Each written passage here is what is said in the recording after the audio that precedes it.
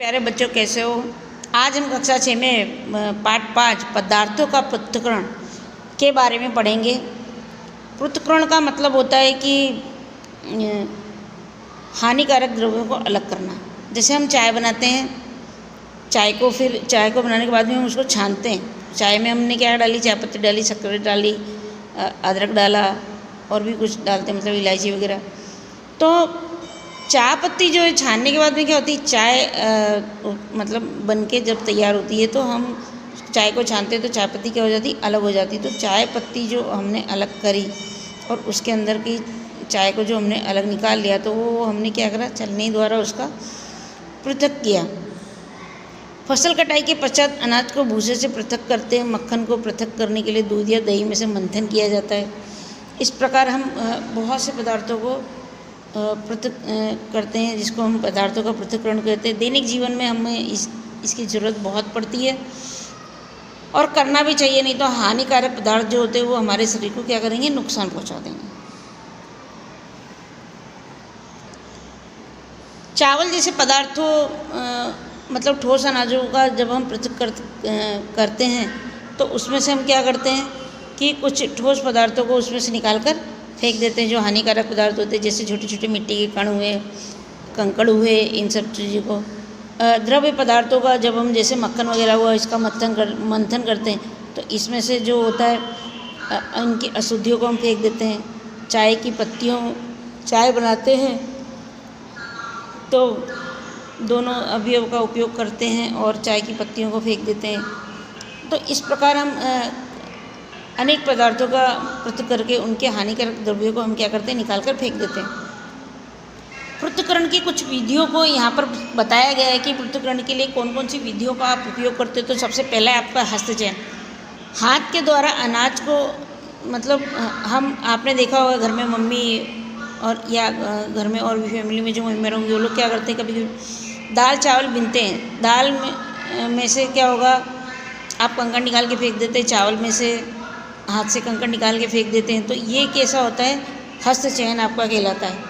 फिर आपका थ्रेसिंग में क्या होता है कि आपके खेत में जो गेहूँ चावल जो उसकी सूखी डांडियाँ ये सब होते हैं, ये सूखे पौधों की डांडियों से अन्य कणों अथवा अनाज को पृथक करने के प्रक्रम को थ्रेसिंग कहते हैं। मतलब थ्रेसिंग में जो भूसा वूसा होता है वो सब क्या होता है, अलग निकल जाता है और दाने अलग निकल जाते हैं।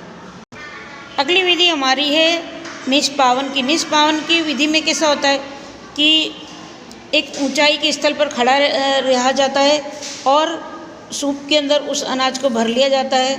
तो हवा का रुख जिस तरफ होता है वहाँ पर हम सूप से नीचे अनाज को गिराते हैं। तो भूस और जो होता है अनाज में वो कचरा हवा के साथ में दूर जाके अलग गिरता है, क्योंकि वो हल्का होता है, और अनाज के दाने जो भारी होते हैं वो क्या होते हैं, नीचे गिरते जाते हैं। इस प्रकार से देखिए आप निष्पावन की क्रिया को कर सकते हैं। किसी मिश्रण में से अवयव को इस प्रकार हम पृथक कर सकते हैं।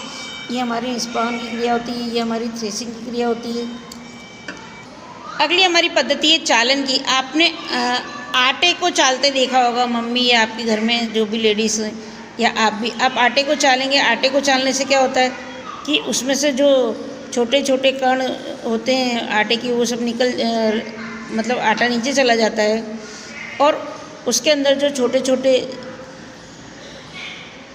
कण रहते हैं वो जो निकल नहीं पाते उस छिद्रों में से, या उसके अंदर जो भी अशुद्धियाँ रह जाती हैं गेहूं के पीसने के बाद में, वो सब क्या होती है, चलनी में रह जाती है। इसी प्रकार की क्रिया आपने देखा होगा मकान बनाने के लिए जब हम रेती वगैरह का उपयोग करते हैं तो रेती को भी इसी तरह से छाना जाता है कि अच्छी सी रेती और उसके छोटे छोटे जो कण होते हैं वो क्या होते हैं, अब मतलब चलनी द्वारा निकाल लिए जाते हैं और जो कंकड़ पत्थर होते हैं उनको बाहर निकाल कर फेंक दिया जाता है। इसके बाद हमारा आता है अवसादन, निस्तारण और निस्यंदन की पद्धति। प्रायः हम क्या करते हैं, पकाने से पहले चावल या दालों को हम जल में धोते हैं। जल में धोने पे आप देखना, चावल को जब भी आप पानी से धोएंगे तो उसके अंदर की जो चिपकी हुई जो अशुद्धियाँ होती हैं वो क्या हो जाती हैं, वो अशुद्धियाँ निकल जाती है। आप चावल को हल्के से हाथ से धोते हैं, फिर उसके अंदर जो गंदापन होता है वो क्या होता है, पानी के द्वारा आप निकाल देते हैं। मिश्रण में जल मिलाने पर भारी अवयवों को नीचे तली में बैठ जाने के प्रक्रम को आप क्या बोलते हो? अवसादन कहते हैं। अवसादित मिश्रण को बिना हिलाए जल को मिट्टी सहित उड़ेलने की क्रिया को निस्तारण कहते हैं। निस्तारण में कैसा होता है? जैसे आप 2 गिलास ले लीजिए, एक गिलास में आप पानी लीजिए, उसके अंदर आप थोड़ी मिट्टी, थोड़े से कंकड़ इस ढंग से मिलाकर पानी को क्या करेंगे, हम गंदा करेंगे और रख देंगे। कुछ समय बाद में हम पानी को धीमे से उठाएंगे और ऊपर के जल को दूसरे गिलास में ले लेंगे। इस क्रिया को हम निस्तारण बोलते हैं। इसमें क्या होता है कि जो छोटे कण, मिट्टी के कण जो होते हैं, वो गंदगी जो होती है वो क्या हो जाती है, नीचे जाकर बैठ जाती है। यदि जल अब भी गंदा हो तो अशुद्धियों को फिल्टर पत्र द्वारा निस्संदित कर सकते हैं, जिसमें और भी छोटे रंध्र हो सकते हैं। जो फिल्टर पत्र एक ऐसा निस्यंदक होता है जो अत्यंत सूक्ष्म छिद्र वाला होता है। ये देखिए आपका फिल्टर है, ठीक है, ये इसकी शंकु आकार का फिल्टर पत्र आपका। यहाँ से आप इसमें जल छोड़ेंगे तो इसके अंदर और भी जो छोटे छोटे आपके कण होते हैं वो भी फिल्टर के माध्यम से क्या हो जाते हैं, निकल जाते हैं। आगे आप देखिए वाष्पन की पद्धति है अपनी। वाष्पन द्वारा भी हम क्या करते हैं, जल की जो अशुद्धियाँ होती हैं उनको हम वाष्पन पद्धति द्वारा हम शुद्ध कर सकते हैं। जल को उसके वाष्प में परिवर्तन करने की क्रिया को हम क्या बोलते हैं, वाष्प कहते हैं। इस क्रिया में आप देखिए क्या बोला है कि नमक युक्त जल से भरे हुए बीकर को गर्म करना, और नमक युक्त जल को अब जब हम गर्म करते हैं तो वाष्पन होने के कारण जो सारा पानी होता है वो क्या हो जाता है, वाष्प बन के उड़ जाता है गर्म होने के कारण। तो उसमें आप देखेंगे कि नीचे जो बचता है वो क्या होता है, नमक युक्त पानी होता है, मतलब लवण वाला ठोस पदार्थ उसमें नीचे रह जाता है। तो वो जो ठोस पदार्थ बचता है आप उसको क्या बोलेंगे, नमक बोलेंगे। समुद्र वगैरह के जल में से भी इसी कारण से नमक बनाया जाता है। समुद्र वगैरह का जो जल होता है वहाँ उस जल को हम क्या करते हैं, एक क्यारी, मतलब खड्डा खोद के क्यारी जैसा बनाते हैं, उसके अंदर हम समुद्र के पानी को भर देते हैं और कुछ दिनों बाद हम देखते हैं तो उसमें जो समुद्र का पानी वो सूर्य की गर्मी के कारण क्या होता है, वाष्पन पद्धति से उड़ जाता है। और उस गड्ढे में या उस क्यारी में आप देखेंगे कि नमक जो बचता है, सफ़ेद कलर का जो भी लवण बचता है वो क्या कहलाता है, आपका नमक कहलाता है। आगे हम देखेंगे कि क्या जल किसी भी पदार्थ को कितनी भी मात्रा में घोल सकता है। तो इसके लिए हम एक क्रियाकलाप करेंगे। एक गिलास में हम पानी भरेंगे, आधा गिलास, उसके अंदर हम 1 चम्मच नमक डालेंगे, फिर उसको मिलाएंगे।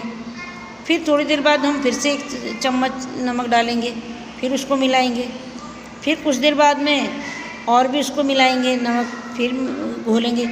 तो इस प्रकार से बार बार हम 3-4 बार करने के बाद में हमें देखेंगे कि क्या नमक पानी में घुल जाता है। तो अवलोकन हमारा यही होगा कि नमक जो होता है वो पानी में घुल जाता है।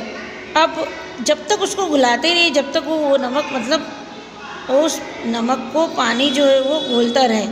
तो इस प्रकार का जो विलयन होता है वो क्या होता है, संतृप्त विलयन कहलाता है। कि ये जल में अधिक नमक नहीं घुल पाता, मतलब बहुत देर तक आप बार बार मिलाएंगे तो वो आगे जाके क्या होता है, वो नहीं मिल पाता है।